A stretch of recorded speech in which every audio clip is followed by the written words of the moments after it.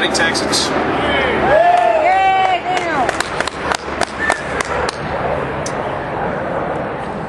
I have to say that for me to be here in front of you is an honor. And it's also an honor to be speaking after so many people who have contributed so much to this event. And I want you to take this opportunity to thank Donnie Waits, Jerry Donaldson, all of our guest speakers, James Pardo, Kerry Wise. Go ahead and give them a round of applause, folks.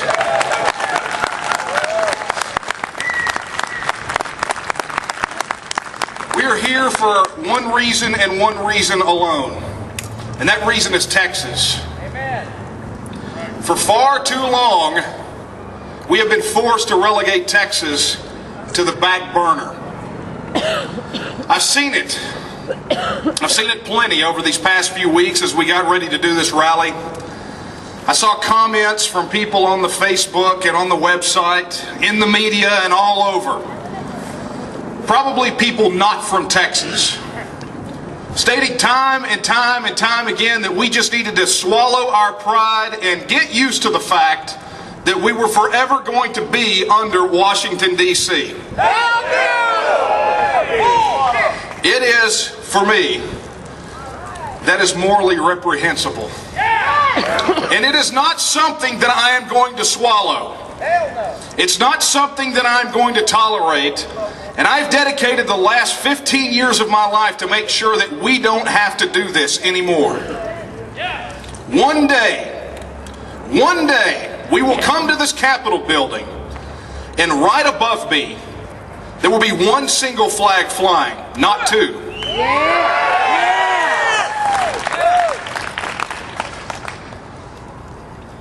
Texas is, folks. That sounds like a strange statement, but it's not. Texas is. Absolutely. From before we declared our independence to today, Texas is. No matter what they have done to us or continue to do to us, Texas will always be. Because Texas is more than the land that we are standing on, it is us. We are Texas. And we are saying that enough is enough. And we are saying it in a louder and clearer voice than any of these elected officials that inhabit this building for a limited amount of time every 2 years. We are here to say that we are Texans, and we are sick and tired of half measures. We are sick and tired of doublespeak. We are sick and tired of do as I say, but not as I do.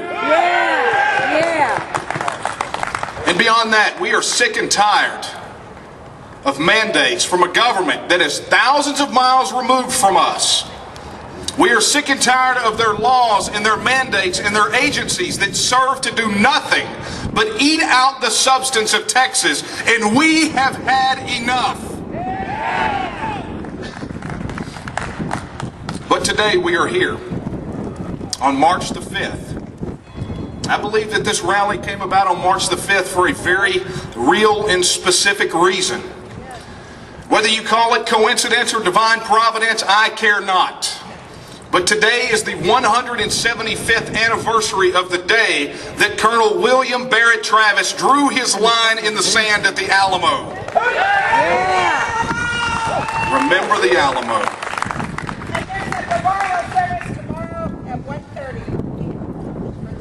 We have announcements. Thank you. But this is the 175th anniversary of this pivotal moment in Texas history. And while we all remember the siege, and while we all remember the fall, and while we all remember the Battle of Gonzales, and while we remember the massacre at Goliad, and while we hold high and celebrate the Battle of San Jacinto, overlooked often is March the 5th. The day before the Alamo fell. That, to me, is perhaps one of the most pivotal moments in Texas history. American history. World history. Nice. I'm getting requests. Do you musicians know how to deal with the requests? But it is indeed one of the most pivotal moments in history. There is no doubt. and it goes under-remarked and overlooked often. It has been called myth by historians, legend by those who love Texas, but to me, it is the most sincere and honest expression of what happened in the Texas Revolution. Many of you know the story of the Alamo. You know, even if you have a passing understanding of it, you know that many stood against few. And those few held on to cherished territory that had no particular military value for 13 whole days, and that they were massacred to a man. But it is within that story, within that siege, that measure of defiance shown by a people driven by principle and by freedom and by independence that we look to find our lesson on this day. It is that line in the sand moment that we are all facing right now. So let me explain to you what was taking place. In the lead up to March the 5th, Travis had sent frantic letters out, asking for aid, asking for support, begging the convention to declare independence, asking for more muskets, more men, more supplies, more ammunition, because he believed that San Antonio was where this battle would be fought. He believed the Texas Revolution hinged entirely on what transpired at the Alamo. And so he called with all earnesty, with all sincerity, with all of his heart, for his countrymen to rally to their defense. But help was not forthcoming. Toward the tail end of the siege, 32 men had snuck in, additional to what was already there. But it became pretty clear that no help was coming. Fannin was not coming from Goliad. Houston was not coming with what he had for the Texian army. No one was coming. And so on March the 3rd, Travis penned 2 letters. He penned, I think, 3 total, but 2 letters that are of utmost importance to us today. One was to the secretary or the president of the convention that was meeting to decide on independence, and one was to a delegate to that convention. And in that one letter, in the letter to Jesse Grimes, the delegate, he made a very poignant statement.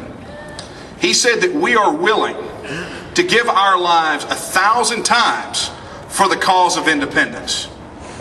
And begged them on March the 3rd to declare independence, showing that the men of the Alamo never knew that independence had been declared on March the 2nd. They never knew. He begged them to do it and said that they were willing to give their lives thousands of times if it were to be done under the flag of independence. But in one letter, he made the statement that I believe should sting every one of us. For those who are going to watch this on video later or listen to audio or whatever, or for those of you who leave here and carry the message, carry not my message or anybody else here, but carry the message of William Barrett Travis. For if my countrymen do not rally to my aid, then our bones shall be a reproach to their neglect. A stinging rebuke of those who knew the situation and would not pick up their rifles and participate. But that was the gravity of the situation. So 2 days later, on March the 5th, Travis had to wrestle with a very serious decision. How do we handle the fact that we're not going to get aid?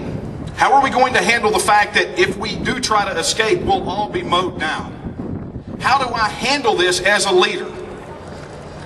And so the story goes that Travis assembled the defenders of the Alamo in the courtyard in front of the chapel. And he laid out the situation for them, and he said it had come to 3 options. Number 1, surrender and be massacred. Number 2, try to escape and be massacred.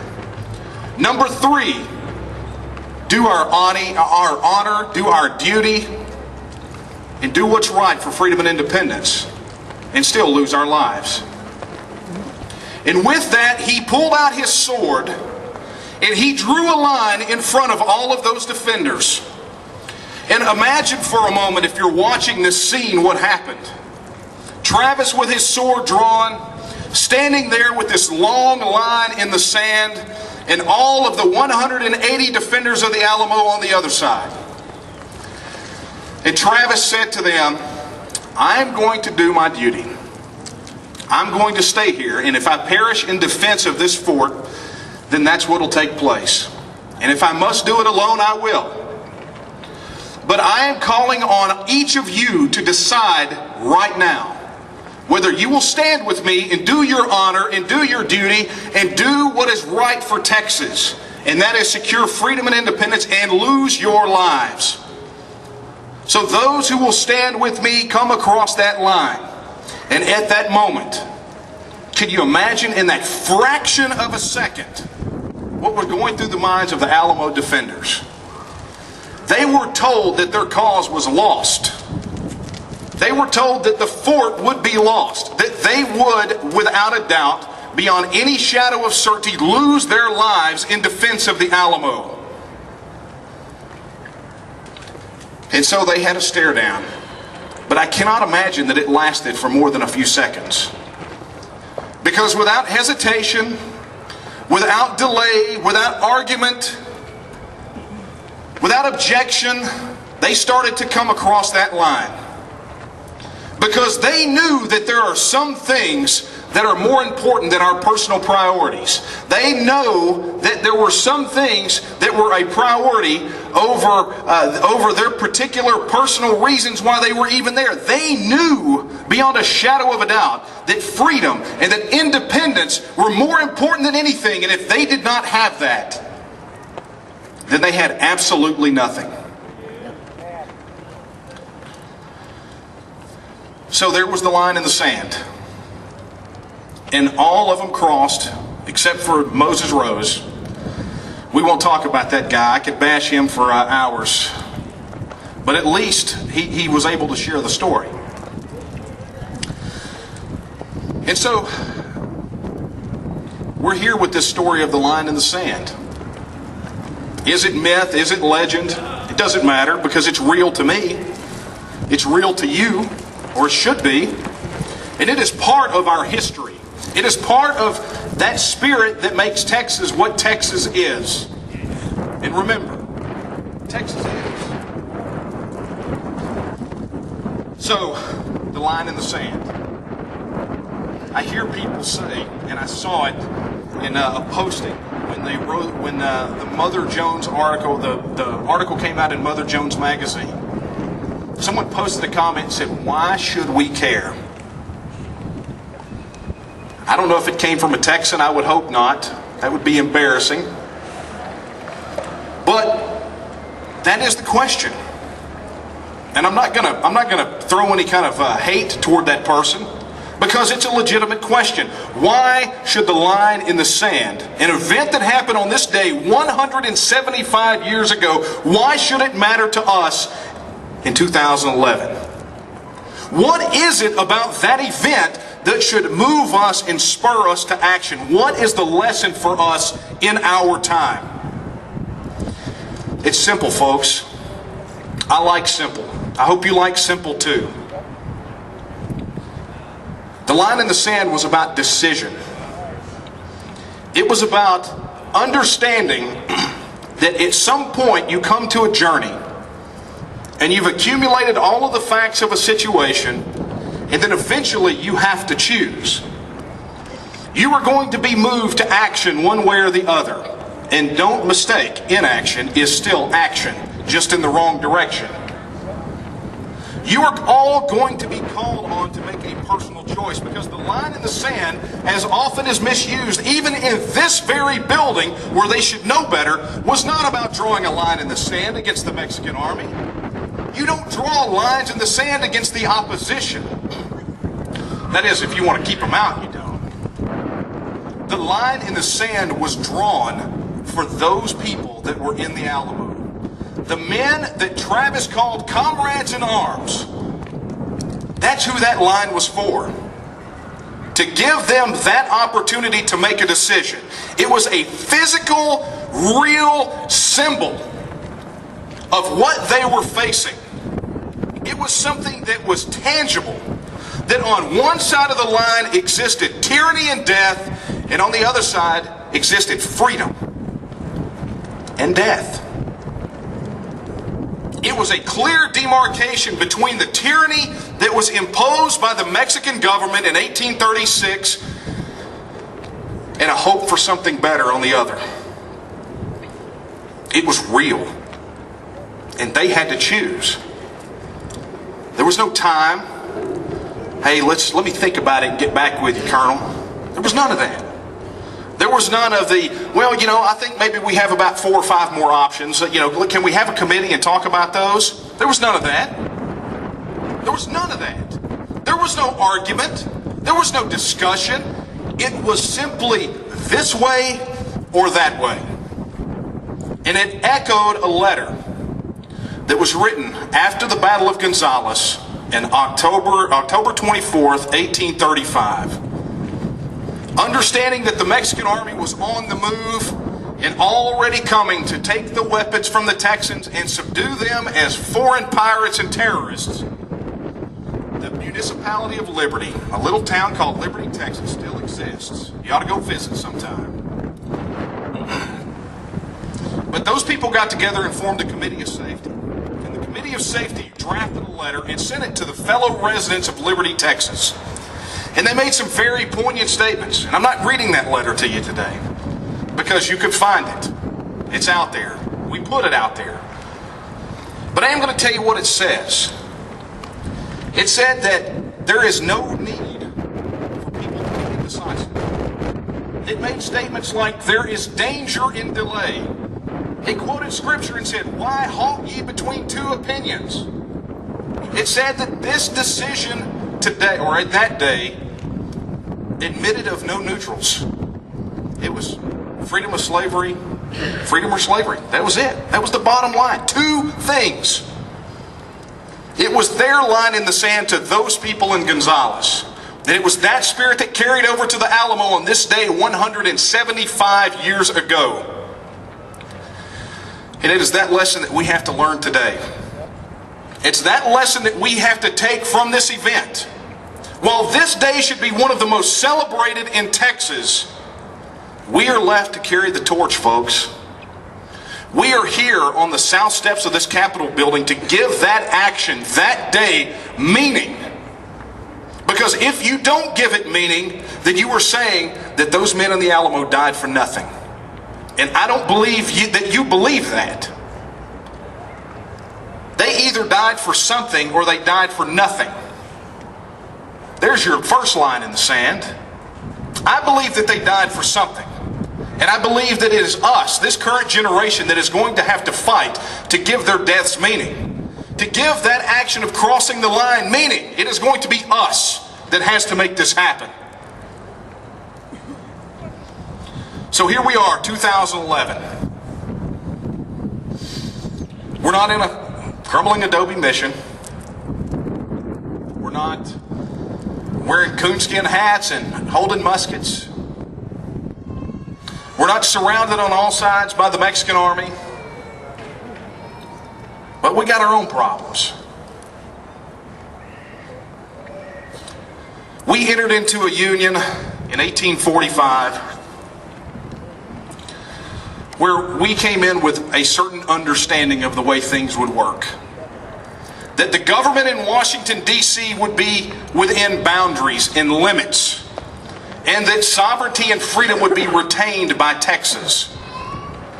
And in 2011, we find ourselves in a totally different situation.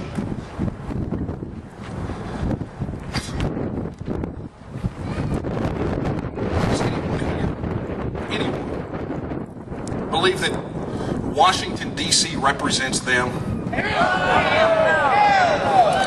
I just wanted to make sure. I'm sure there's some people meandering around here that probably think so. We call those folks Marylanders, or proper term is Yankees. No offense, Chris Jacka. But anyway, he's reformed. I get it. understandable that most of the people that fought at the Alamo weren't originally from Texas anyway, as James Pardo will be glad to point out to anyone who wants to challenge him on it later. But the bottom line is simply this. Washington, D.C. does not serve our needs. Not only that, it has exceeded what its mandate was, and it seeks only to crush us. If you don't believe me, do I need to bring Kerry Wise back up here and shake you out of your chair again? Do we need to make that happen? I cannot fathom how anyone out there can look at the events of the day and not believe that Washington, D.C. has its sights set on Texas. Do we need to talk about the drilling moratorium in the Gulf of Mexico? Do I need to throw some people under the bus and say that I sat in that office right there and spoke with the governor's legislative director, and he said, the United States federal government has its crosshairs on Texas. They know it. They know it beyond a shadow of a doubt, and I pray to God that you know it too. And I pray that other people here in Texas know it, but for some reason may not be sufficiently motivated to get active. So, the situation is dire, folks. The United States federal government, through its ridiculous actions, through its fiscal child abuse, has ratcheted up $15 trillion in debt. The economy is on the verge of collapse, and they are all sitting over there sharpening their forks and their knives, licking their chops, looking at Texas, because we do it better. And yeah, we're not perfect, but you know what? We're a lot more perfect than California. We're a lot more perfect than that stuff sitting in Washington, D.C. We're a lot more perfect than what's going on in New York. Why? Because they're all packing up and they're moving to Texas. And for those who don't like it here, I'll give you some numbers you might want to know. 10, 20, 30, 35, those are all interstates. They run both ways. Okay? But folks, this is not solely about running away from something. You know, the Alamo defenders were there for a dual purpose. And we must be here for a dual purpose as well. We have to seek and secure Texas independence, not just because we dislike what's going on in D.C. or we're upset about the United States Constitution being burned up and thrown away and treated like toilet paper by the Congress and the presidency and the Supreme Court and, frankly, the other states. We have to be mindful that it is not just about running away from something, it's running to something. And that is the destiny that was laid out by our founders here in Texas. You see, also this week, during the Mother Jones interview, or during that magazine article, I've been pounded. Matter of fact, I got two, what do they call them, tweets, right? Right as I got here from somebody who has taken it upon themselves to teach me about Sam Houston and how Sam Houston would be opposed to what we're doing today because he was opposed to it in 1861. Well, folks, the last time I checked, I looked at a calendar before I came here. This ain't 1861. This is 2011. And Sam Houston's words that he said after statehood ring truer now than they did then. And he said that Texas will again lift its head and stand among the nations. And that time is now.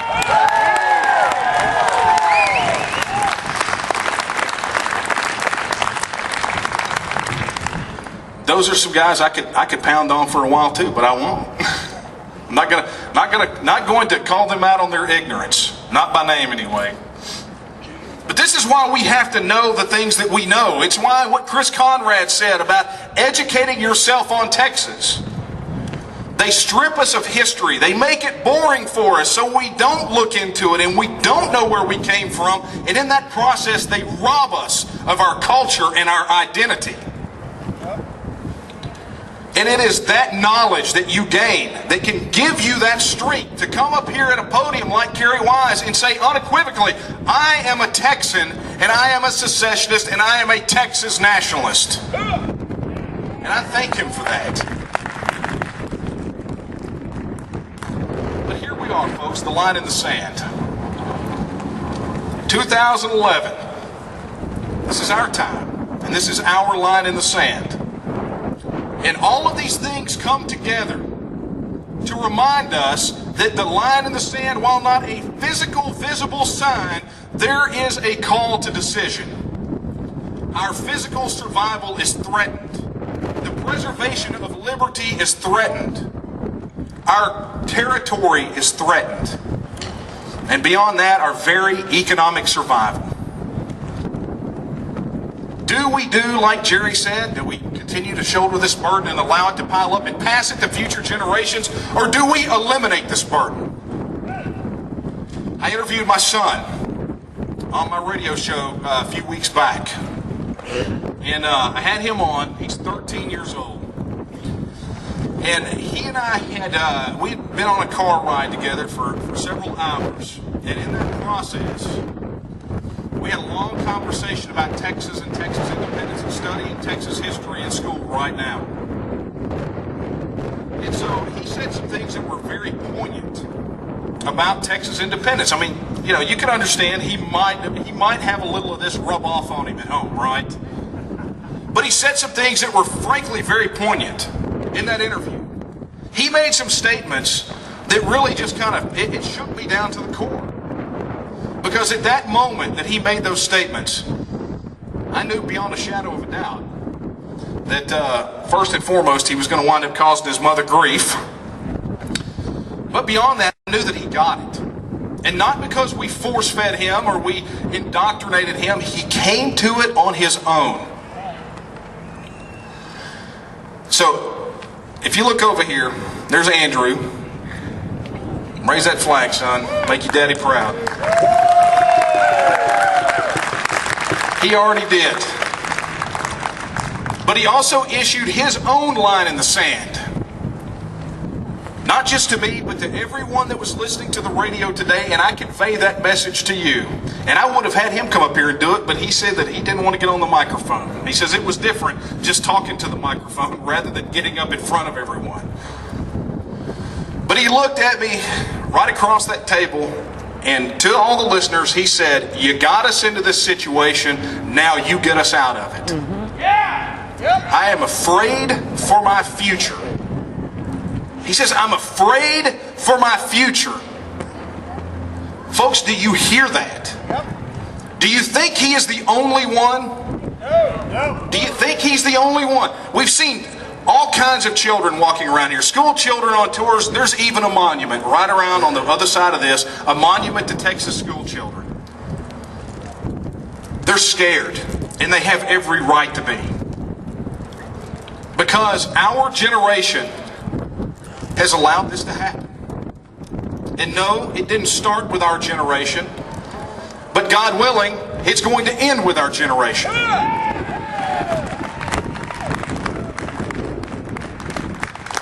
So I stand before you today to also draw a line.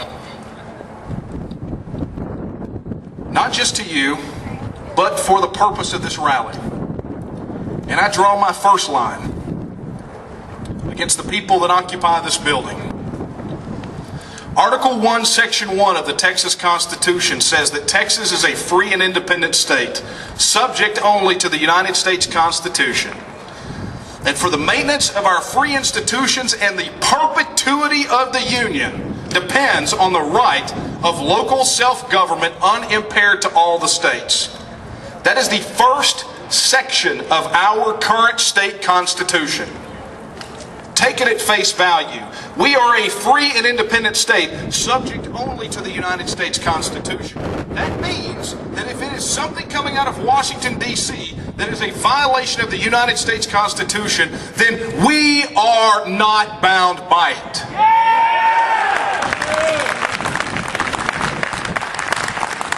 So basically, with that one statement, we just eliminated about 95% of the federal government. Because we are subject to thousands upon thousands of mandates and programs and laws and agencies that have no bearing in the founders' original intent in the United States Constitution. I am so sorry that you have that interstate commerce clause in the Constitution. But it doesn't mean what you think it means, federal government. It doesn't mean that you have a blank check on our freedom. It doesn't mean that you can mortgage the future of our children. And it doesn't mean that we are going to submit to you and your whims at any time that you wish.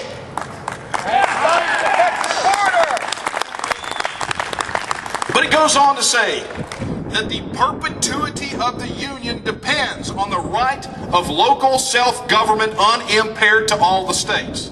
The perpetuity of the Union, that means its continued existence, depends on the right of local self-government. Wow. We have a right of local self-government. Do you feel like our right of local self-government has been impaired in Texas? Has it been? It has been. Beyond a shadow of a doubt, it has been.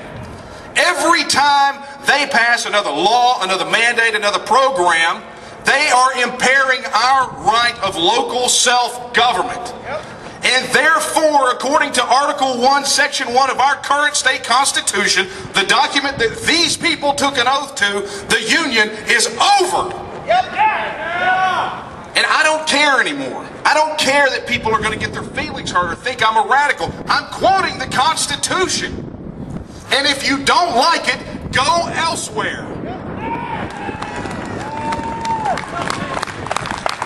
Article 1, Section 2 of our current state constitution, which, by the way, this was drafted after the Civil War, so for you detractors out there, don't give me the bunk that the Civil War settled this issue, because frankly, it settled nothing.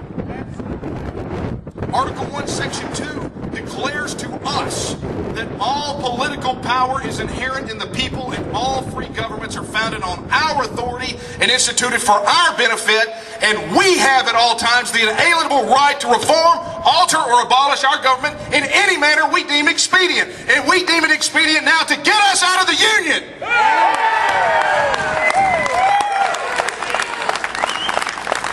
We are tired, just like our forebears in the municipality of Liberty, we are tired of half measures. We are tired of passing glances at the issue of sovereignty. We are tired of these guys giving lip service to the freedom and independence of Texas and the Constitution that they swore an oath to preserve and protect. We are sick and tired of it. And today, in this rally, we are drawing the line. We are drawing the line for them as fellow Texans to say, on this side of the line lives freedom and independence for Texas, and on the other side lies tyranny. Which side are you on? This is the line for them. This is the decision that they have to make. And they are being called to the question now. Not in a week, not in a month, not the next session, not till the next presidential election in the United States, not till the next congressional election, not till the next generation, but now! No more excuses. No more excuses from these people in this building. We want our rights. It will start with Article 1, Section 1 and Article 1, Section 2. We'll work the rest out from there. But this is what we want. So apparently, the legislature meets only a certain amount of time every year, right? Very short amount of time every 2 years was 140 days, right? Can't imagine why they picked this day to have a 3-day weekend. Can't imagine for the life of me why they decided that today or this weekend was the weekend that they wanted to have their 3-day weekend to go back and meet with constituents when they got a whole bunch of constituents standing out here waiting on them right now to make a decision. It's time for us to send that message to them that they cannot duck and run. Don't complain about the Democrats running in Wisconsin when you're back meeting with constituents and we're here to demand our sovereignty. I don't want to hear it. So this is our time. Our time to send that message. And while they may be absent from this building behind us, we're going to have to send them a message. We're going to have to show them beyond a shadow of a doubt that we understand our Constitution more than they do. Article 1, Section 1 and in Article 1, Section 2. We're going to have to make them believe it. We know the story of the Alamo, a few stood against many. But I'm telling you now, I know the numbers. And we are many only dealing with a few that are a bottleneck to our freedom and independence. And it's time to unclog the toilet, folks. But I said that I was going to draw another line today because I'm running short on time, folks. I said I was going to draw another line, and I guess you guys are probably getting a little tired of hearing from me preach on the same thing. I am preaching to the choir after all. But that other line is for us. That other line in the sand is for us. Because my son, he convicted me. But not just him, all the kids. They do all the time. Every time a day passes and they get closer to the age of majority, every time I think about how much closer we're going to have to get, how much more we're going to have to work to make this happen so they never have to deal with this nonsense again, so they don't have to carry the buckets. And so this line in the sand, it has to be visible. So I'm going to ask right now, every child under the age of 18, every person here under the age of 18, please come up here and line up right here in front. Don't be embarrassed. Don't be embarrassed. If you're under the age of 18, I want you to come line up right here to face these people. Yeah.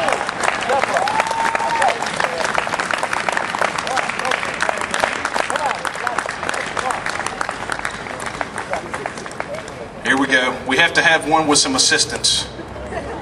Come on, guys.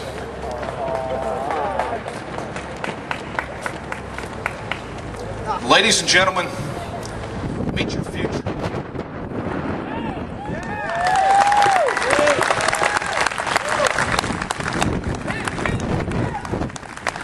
This, folks, is the line in the sand that I draw for you today. The moment of decision. Because much like those men had to look at that line that Travis drew and think about their decision, whether they were going to act or flee, whether it was going to be something real and lasting for future generations, or whether it was just going to go down as a rout. So here is your line in the sand. It's not sand, it's cement. And these kids are certainly not dirt. They mean something because they are our future. This is a real, living, breathing line in the sand for you. These guys already got their dose, but this is for you today. This is the line in the sand for you. Are you going to give the sacrifices of the past meaning? And are you going to help write their future? Or are you going to let someone else write their future? Are you going to take a stand for freedom and independence so they won't have to? Or are you going to leave it up to them? Not their job. This is about as real as it gets, folks. This is why I do what I do. This is your line in the sand for today. So let it be written somewhere. Maybe this will be communicated. I guess it depends on how you go from here and take this message. How you communicate this on. Will this be the day that we made the decision to do what's best for them? To cross that line in the sand and protect them from the future that people are trying to write for them? Is this the day that you are going to raise your voices and raise your hands and stand on your feet and begin to march and make sure that they don't have to suffer through the nonsense that we've suffered through for generations? Is this that day for you?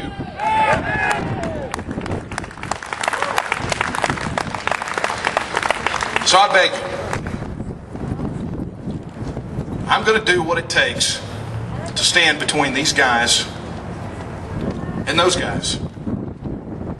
I'm going to do what it takes to stand between these guys and the future that they are trying to write for them out of Washington, D.C. And so I ask you not to confess it with your mouth, but to profess it with your deeds and your actions. To join me on that quest to secure the blessings of liberty for our posterity. Because the future that we write for them, they will get to exercise and enjoy it a lot longer than we will. And if it is a future of liberty, then they will enjoy it. Or it can be a future of suffering. That's what's on those sides of the line. So today, I want you to look at these folks. Look at these people. This is your future. Commit today. Cross that line in the sand and join with us. Join with us to create a future of liberty and freedom and independence for them. Kids, I want to pledge to you right now that no matter what happens when we leave this place, that I will not rest until you have a future worth living in.